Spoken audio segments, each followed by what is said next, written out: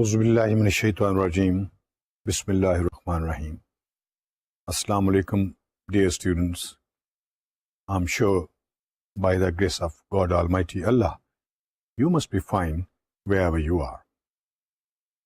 Well, so far we have studied the concept, definitions, various interpretations, requirements of an organization, planning, and many other things to successfully manage the crisis.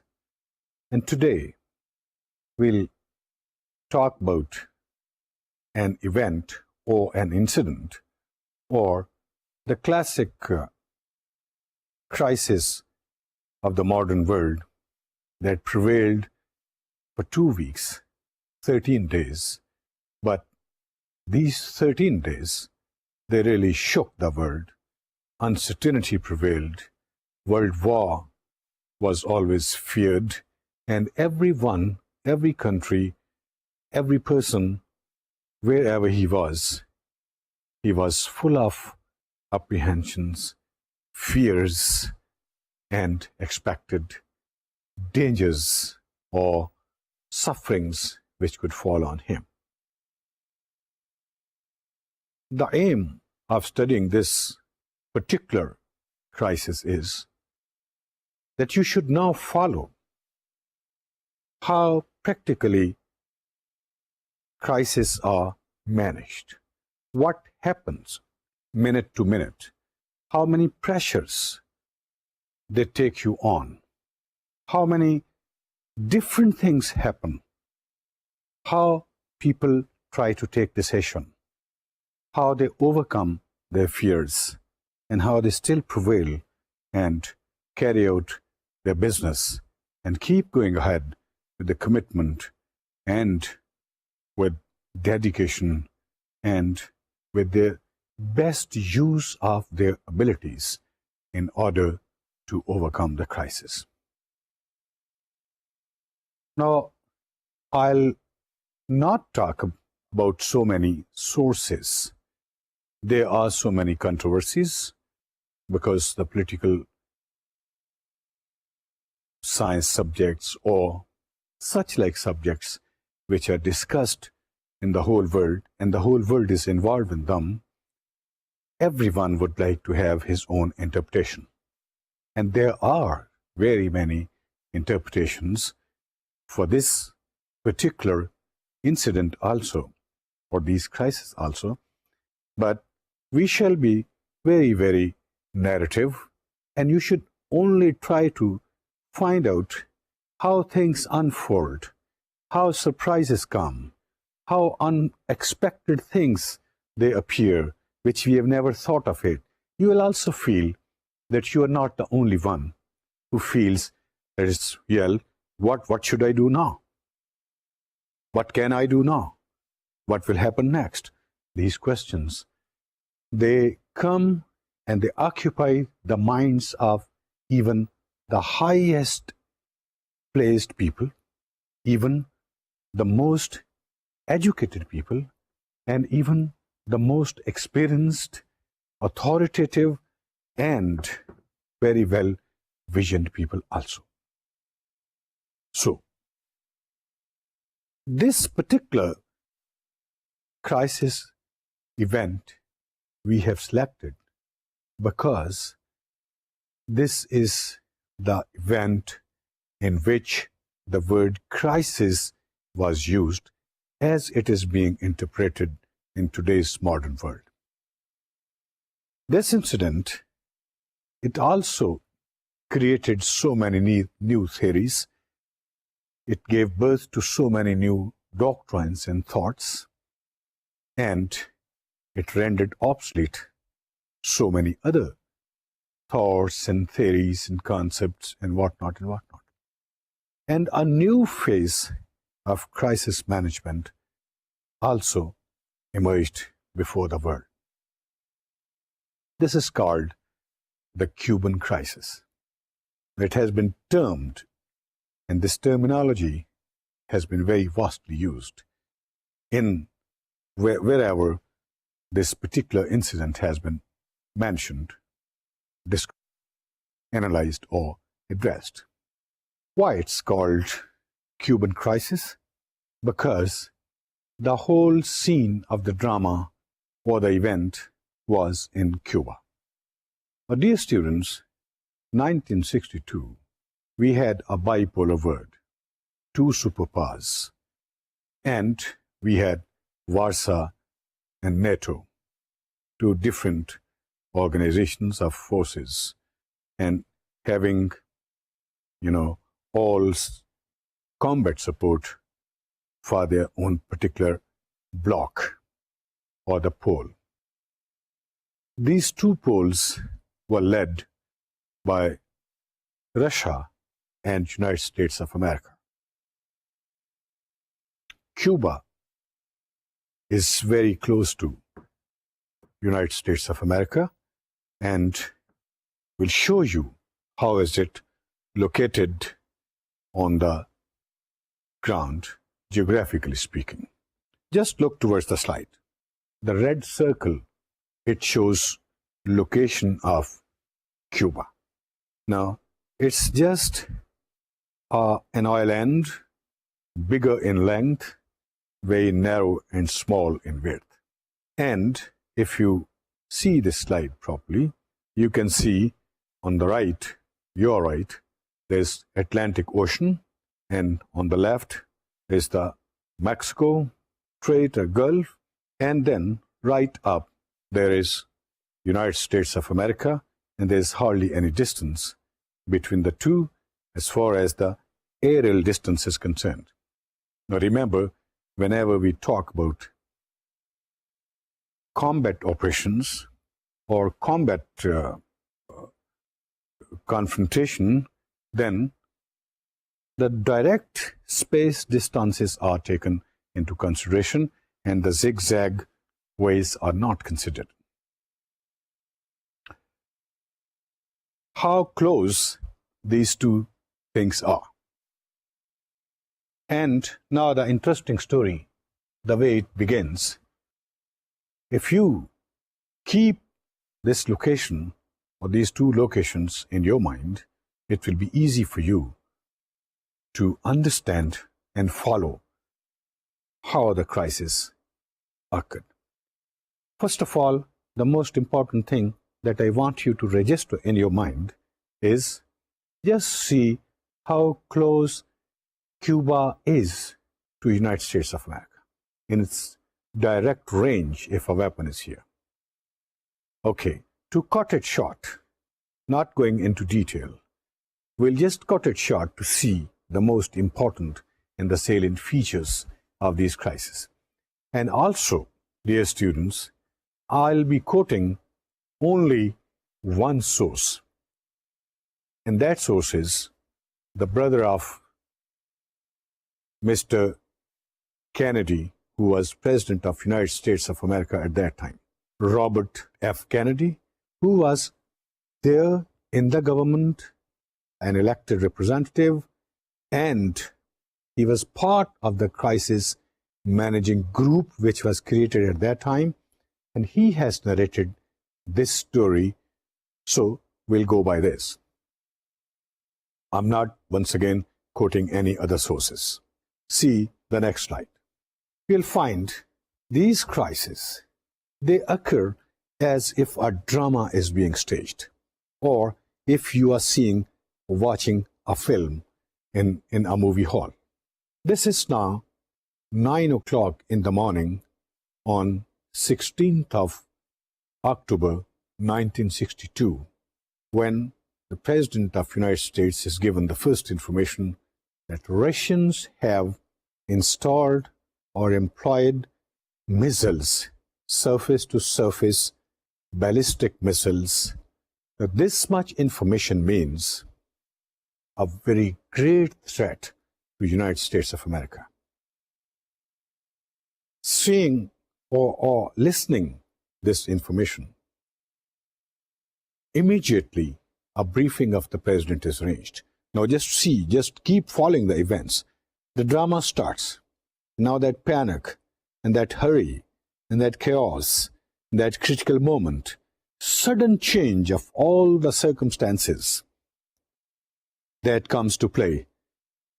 And just without wasting time, 2 hours later, at 11 o'clock, CIA arranged a detailed briefing to the President of the United States of America. In that briefing, the people were briefed, they were shown pictures, and it was said that the missiles are there. But those pictures, they were not very clear. As I have been telling you, it's very difficult to perceive the situation right in the beginning. Sometimes we even have to answer a question whether a particular situation can be termed or labeled as crisis or not. So here, the interesting story begins. Pictures, aerial pictures taken from the air, they are shown as evidence, and of course, the intelligence agencies, they brief the information which they have collected. Now let's see the first response, how the people take it. Look towards the slide. It says, perception. Now, how the first thing was perceived. That's very interesting account. And this will be very amazing for you. People of such a higher and big stature, how did they perceive the photographs? Very interesting comments. Just see the slide. Robert F. Kennedy, the president's brother, he perceived when he was asked about these photographs, he said, to me, it just looks as if basement of a house is being prepared. Whereas that picture was of the missile sites. The President Kennedy himself, when he was asked about his opinion, he said, it appears to me like a farm or a football ground. ये देखें missile की sites की तस्वीरों को किस level के लोग क्या परसीव कर रहे हैं. That can always happen, so it should not be a very big shock for you. But what is more mattering is to keep exploring, to keep knowing, to keep updating, which I have been stressing throughout. Just see the next slide. It says, nobody believed employment of surface-to-surface ballistic missiles. Jitne bhi log, jitne bhi specialists, of course, they were the best collected brains having tremendous capabilities and potential. But none of them agreed unanimously, decisively, and very clearly that it was a site of surface-to-surface ballistic missiles. Let's proceed further. Now you see the dimensions which are being added to the crisis, since the matter relates to Russia. So immediately, the Russian ambassador was contacted, and he was inquired about it. But he didn't give any positive response, and he didn't own any such activity. That's another dimension that has been added. On the other hand, the people who have given this information, they are determined to say that the missiles are very much there. Very interesting remarks are also there. Now, here comes another comment by Robert Kennedy. He says, on one side, we were deceived by Khrushchev. Khrushchev जिसे आप कहते हैं या Khrushchev जिसे कहते हैं, the correct pronunciation is Khrushchev. So he says, on one side, we were deceived by Khrushchev, and on the other side, we fooled ourselves. Now, this is wonderful sentence and wonderful comments which you are listening. On one side, the adversary or the people who are responsible for such an activity, they are deceiving. Of course, they will deceive you always. There's no adversary is your friend. But it says, on the other hand, we fooled ourselves also. That's the second stage where the acceptance comes. In fact, and he further says, when later the crises were over and the post-discussion post-analysis or post-mortem of the whole process was carried out, that's what's usually done to learn the lessons, then it was revealed that the agents, American agents present in Cuba, had informed this activity much earlier in September, not even October. By October, tremendous development had already taken place.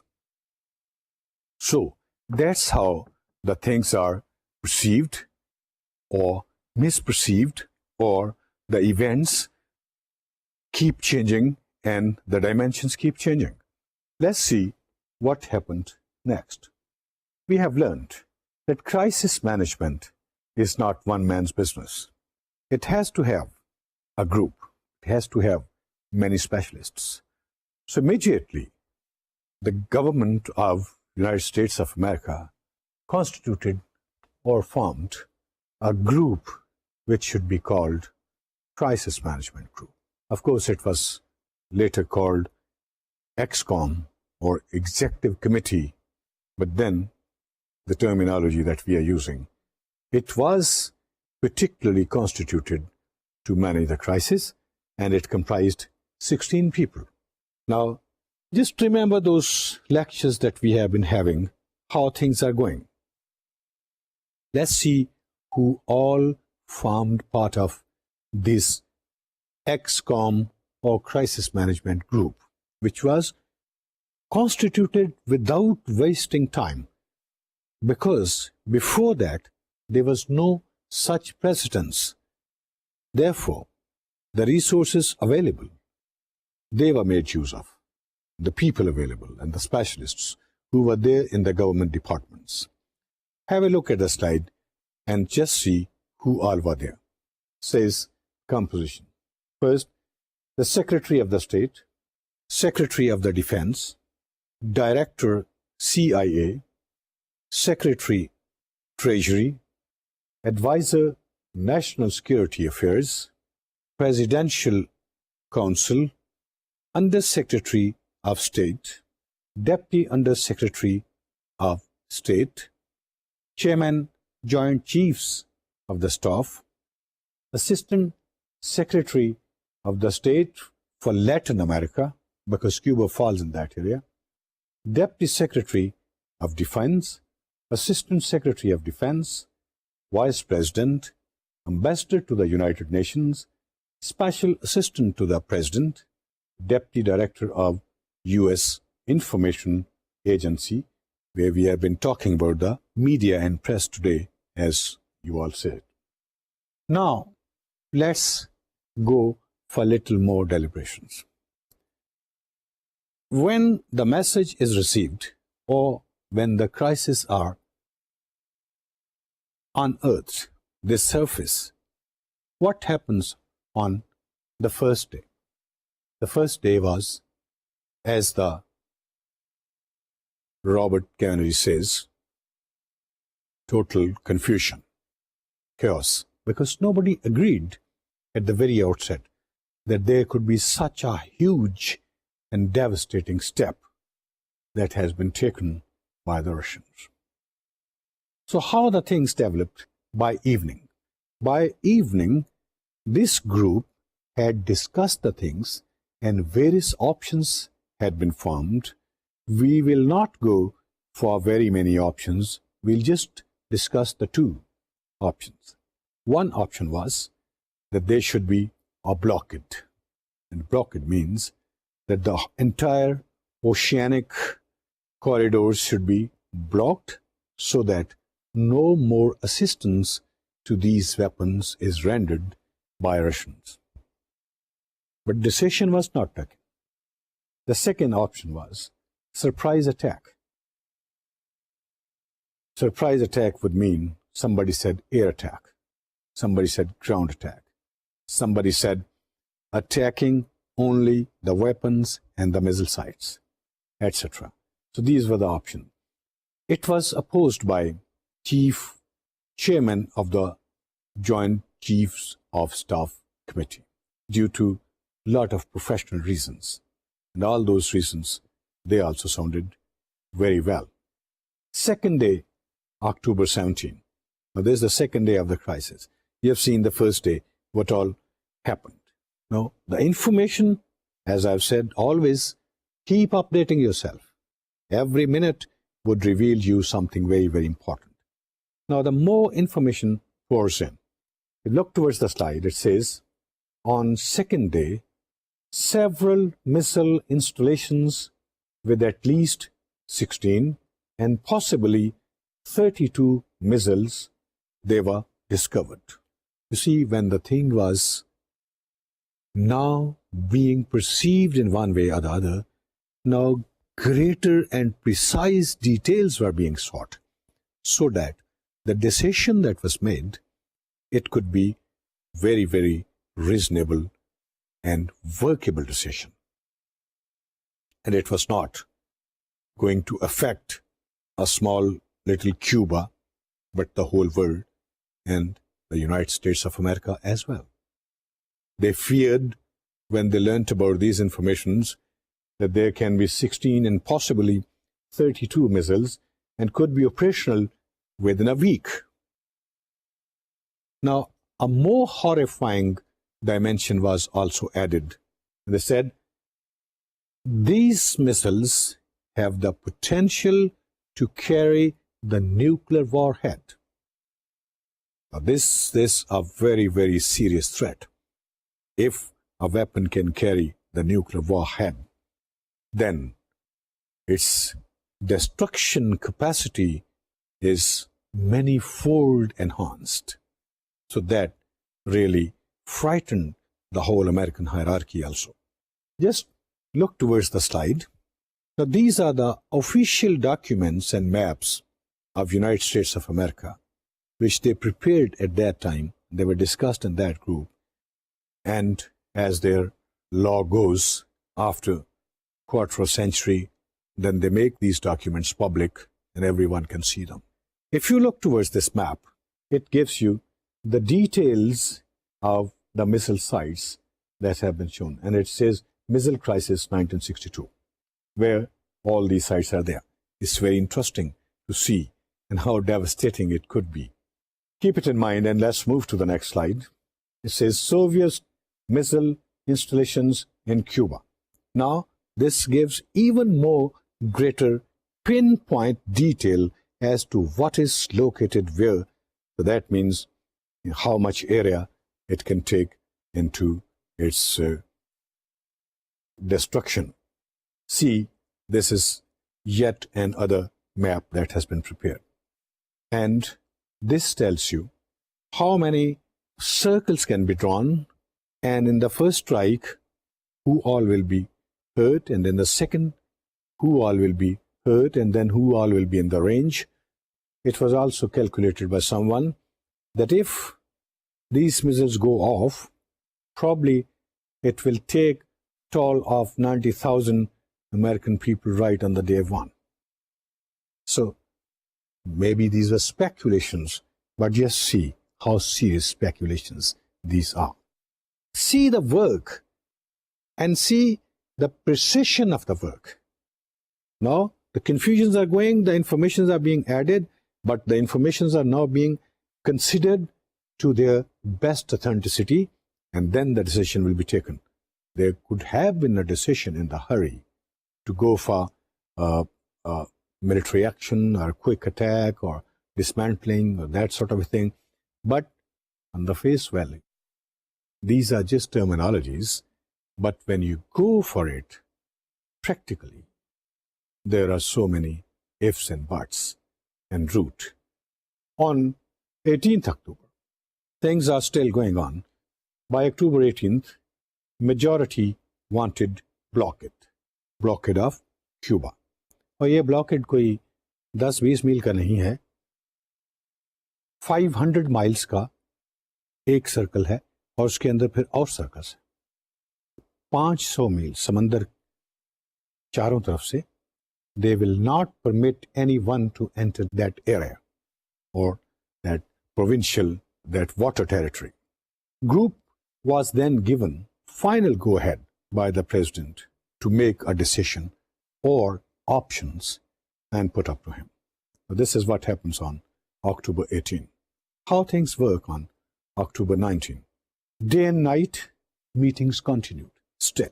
Now, since the group has been given the responsibility, so the meetings are continued. They sat day and night together, and hardly timings for rest were available to the people.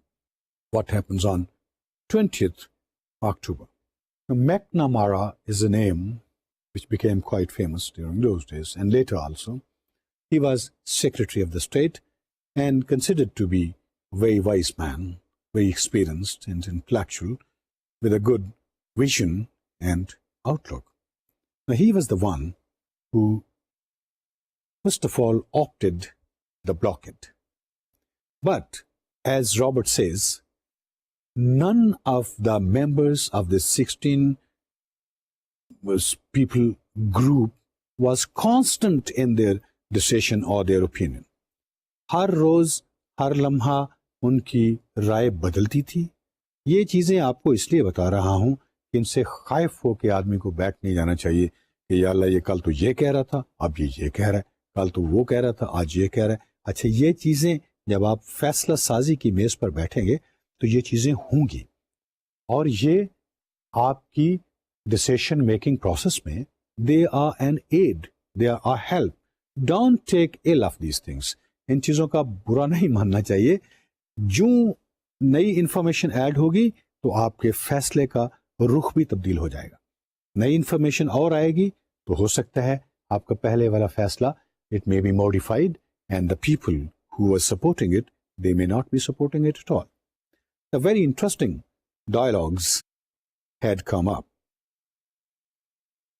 The Marine commander, when addressing the president, he said, Mr. President, I don't know rest, but I know that you are in a big fix. And instantly, Mr. Kennedy replied it to him, yes, but you are also with me in it. So, these things, they will happen. And yet you have to keep your mind and heart balanced. Just see and look towards the slide. What does it say? McNamara alone argued for blockade very strongly. Others argued for a military action. And President made final decision in favor of blockade. There are many, emotional ups and downs also in these crises, which we'll talk about. Now, the final decision is made on 20th October to have a blockade all around, not to permit any vessel or any military machine or any combat stuff carrying a ship or boat or submarine or whatever. Now, just keep in mind that blockade has been decided, but before that, the entire military echelons, they were preparing and prepared and ready to go and find out their positions. They were all busy at their own places. The foreign policy people or the international relations, that department was busy with that. Simultaneously, now the conversations, they were going on, the messages were going and coming, and the people themselves, they also had to be, satisfied and told after all these crises had to surface. But remember, for the first few days, they were not told anything. Why? Even the president didn't attend all the meetings of this crisis management group. Once he was asked, he said, I never wanted to create more alarm for the people, that it was so much of gravity, these crises. But just watch these things critically from viewpoints that I'm telling you.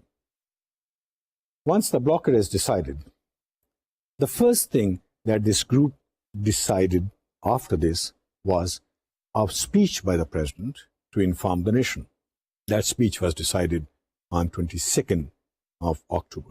And 3 more things now were added. One, that the nation was to be informed. I've been talking about media to you.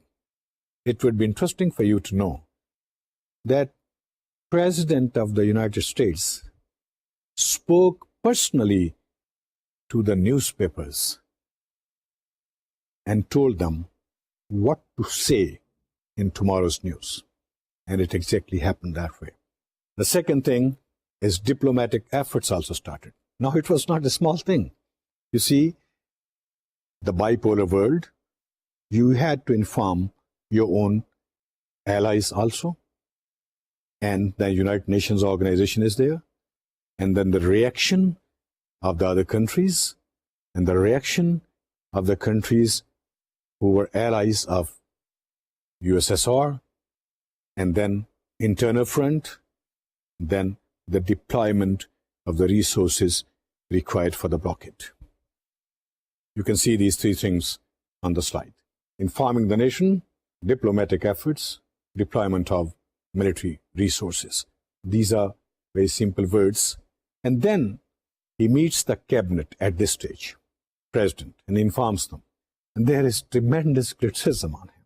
You see, as we are, and this sudden information about such a gigantic, threatening incident, and unanimously, all cabinet members, they wanted more forceful and serious action against this act.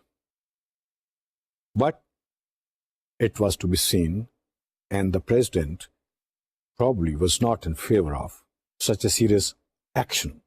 On 23rd of October, now is meeting with Organization of American States. That's also of utmost importance. Now, by now, are you seeing how the dimensions are being added to these crises? Now, the conduct of international relation has come in. Now, the public level involvement has come in. The cabinet level involvement has come in. Now, the allies and the United States and the diplomatic channels and all the combat forces and their deployment and the severe reactions and actions and comments and fears and apprehensions from all around the world and within the state itself. Russians, they stood firm till today. Now, this is another dimension. And they said, no, we have not done anything. We only want to eliminate hunger of Cuba because they are very poor people. हम सिर्फ उनकी गुर्बत को मिटाना चाहते हैं और हमने ऐसा कोई काम नहीं किया. As the story is revealed. We are not making a party to anyone. We are just trying to study a crisis situation. Now Kennedy writes a letter to Khrushchev, telling his concerns about this happening.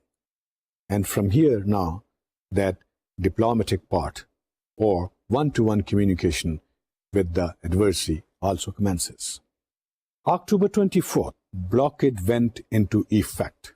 The blockade went into effect means the blockade was established. Now, the air was being guarded, seas were being guarded, and, of course, there is no land to be guarded, shores and whatever. Russian ship nearing the 500-mile barrier, another dimension. And other dimension is now added. Russians, they started moving more ships from Russia towards Cuba. And since the Americans had covered 500 miles of waters, blockade, and now imagine the Russian ships approaching that 500 miles area. So, what a critical situation, and minute to minute, what all is being added. In the meantime, the people of the government, US, who are supposed to keep updating the decision makers by providing more and more information, they were also busy in their business. Now, when they carried out proper aerial reconnaissance, U2 photography and pictures, dear students, if you look towards the slide, a very interesting fact is there for you. It says 25 miles long film was prepared. 25 miles long film was prepared by these U2 aeroplanes, which indicated specifically the missile sites, see the slide, launching pads, concrete bunkers, nuclear storage, etc., etc. Now, the things were pinpointed. सिर्फ इतना आप सोचें कि अगर आपको एक film देखने को कहा जाए जो 25 मील जिसकी लंबाई हो, शायद आपको ये अंदाजा नहीं होगा कि 3 घंटे की आप जो फिल्म देखते हैं उसकी लंबाई मीलों में नहीं होती. It's just in meters, in 25 miles, and such a big canvas. It's a very interesting thing. Now, in the meantime, another dimension is added. And what's that dimension? That dimension is ship, later discovered, named Bucharest. They also started moving towards this blockade. Now, this ship was not carrying anything which could be of military use or harmful or adding to the strength, threatening strength that was already present in Cuba. But now a decision had to be taken whether to stop this Bucharest or let it pass. वो उसके अंदर तो नहीं आ रहा था, लेकिन वो उसके करीब से गुजरना चाह रहा था. तो एक ये अजीब मसला बन गया. अब यहाँ देखें एक और डायमेंशन शामिल हो गई है. ये भी हो सकता है कि ये रशियंस ने चालाकी से कोई एक ऐसा शिप लॉन्च कर दिया हो जिससे पता चल जाए कि what will be the American reaction, या ये बाई चांस निकला हो और this ship didn't know it. Now here a very very interesting thing occurred. And what was that? That was the decision to be taken whether this ship should be permitted to go or he should be blocked and boarded. Oh, it's not all that simple thing. You see, Russia was equally a superpower, equipped with the nuclear weapons and having the arsenals and launching pads and everything in Cuba. If it was an intended strategic move, it could have escalated the crisis to war. And if war, in other words, the nuclear war had occurred, how many lives would be involved? How much destruction and annihilation would be there? My dear students, the brother of President Kennedy himself writes, he says, people recommended military action to retaliate. But President Kennedy almost went faint. वो बेहोश हो गए. He lost his senses. He looked as if he was not alive. These are the exact words which Robert Kennedy says himself. And later, when he regained his consciousness, he said he was just assuming how much loss of lives would be there if the war breaks out. So Bucharest was permitted to pass. And this was, once again, avoided. After all, it's not all that easy thing. But the perceptions of crisis, I told you, just see the scope and level of threat that will guide you to take the decisions or to handle the people or to inform the people.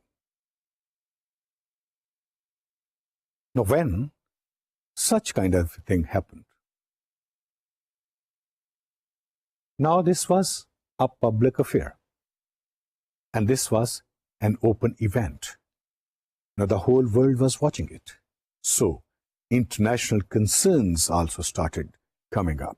When we say international concerns, all the countries who are in the adjacent areas, number one, the countries where both the superpowers had their bases and quite near to each other, they were also threatened, because if you act somewhere, reaction on another place will also be shown.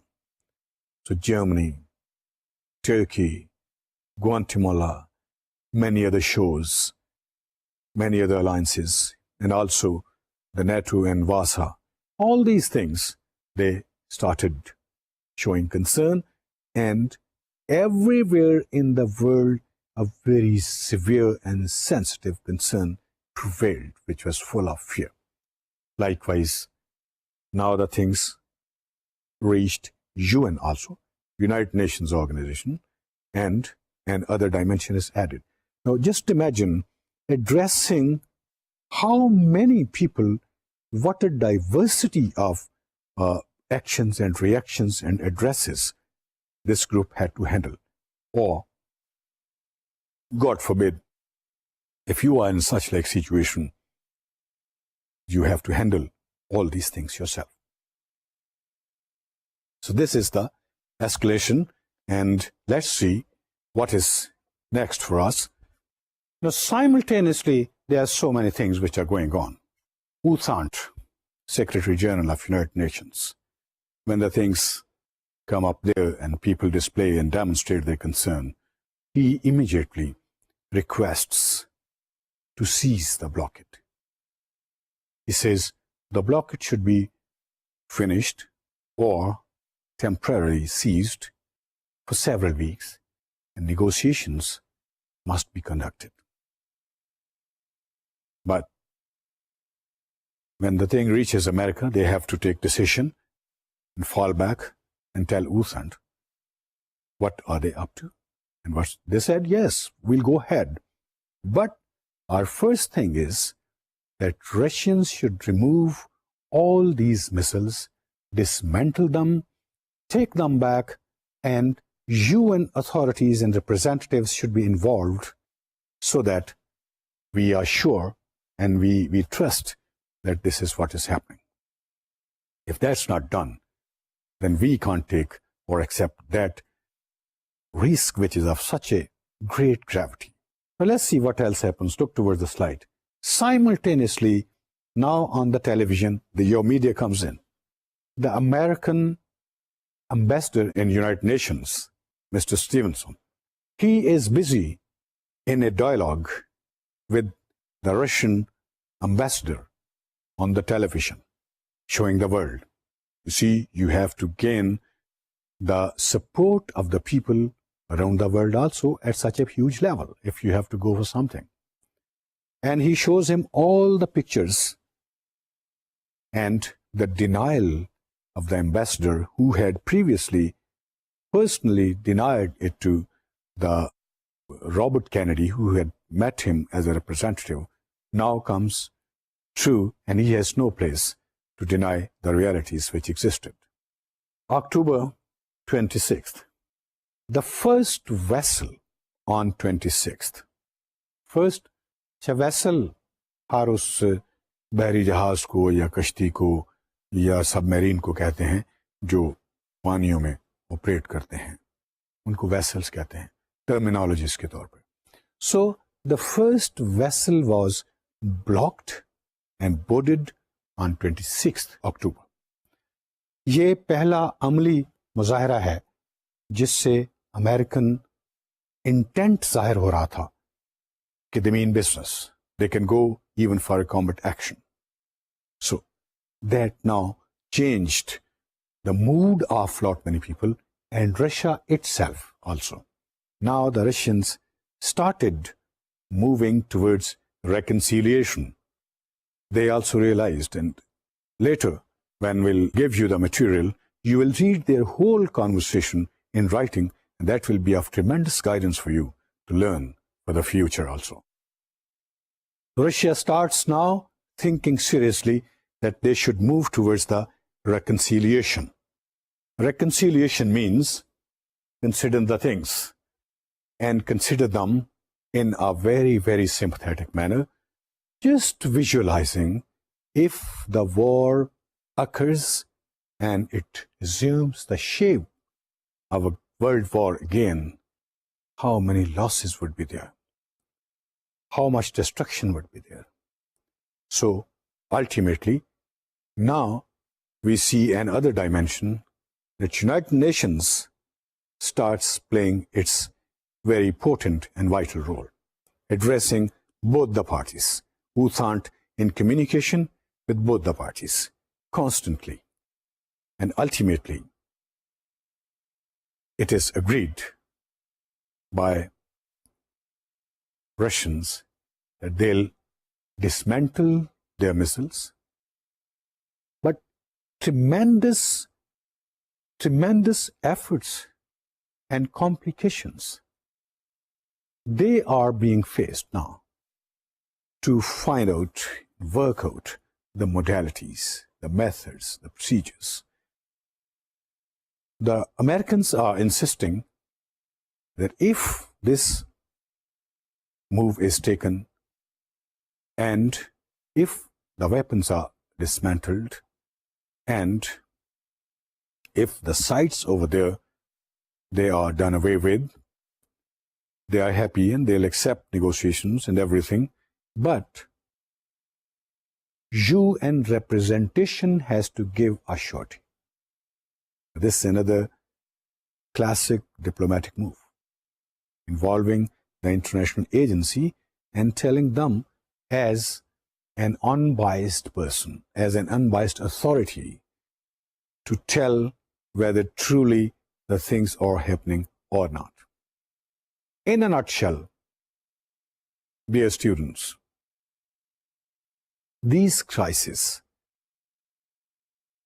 they came to an end after 13 days. But these 13 days were really a test of the global nerves, a test of the American leadership, their nerves, a test of the Russian leadership and United Nations and all allies and Warsaw and NATO. But thanks God, they were managed peacefully. And the weapons, they were dismantled.